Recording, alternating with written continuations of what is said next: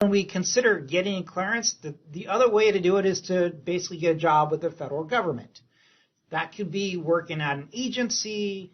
It could be working, from everything from OPM to Department of Defense to the IRS, whatever it is, right? So there's a number of different ways to get a clearance. Now, be aware that every agency is going to have their own clearance requirements per se, but they all typically follow a standard process with the Office of Personnel Management. You have to fill out a form called an SF-86.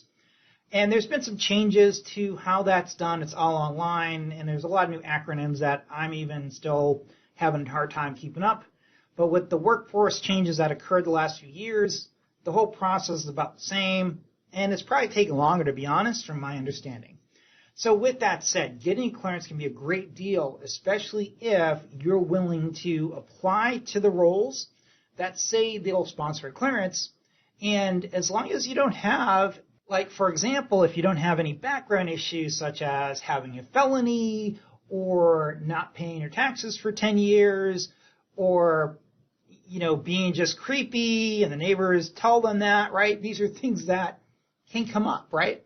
So just be aware that getting the clearance is something that may be worth your level of effort to be able to do, especially if you want to get that secure role to really mitigate issues down the road, especially if the economy changes. Being in tech is great, but one of the challenges with tech is that there's been a lot of layoffs, and a lot of people may not want to deal with that. But also, too, clearances in a lot of cases have paid more than what the tech sector has paid in some areas, especially if you have a higher level clearance. So these are things to consider as well.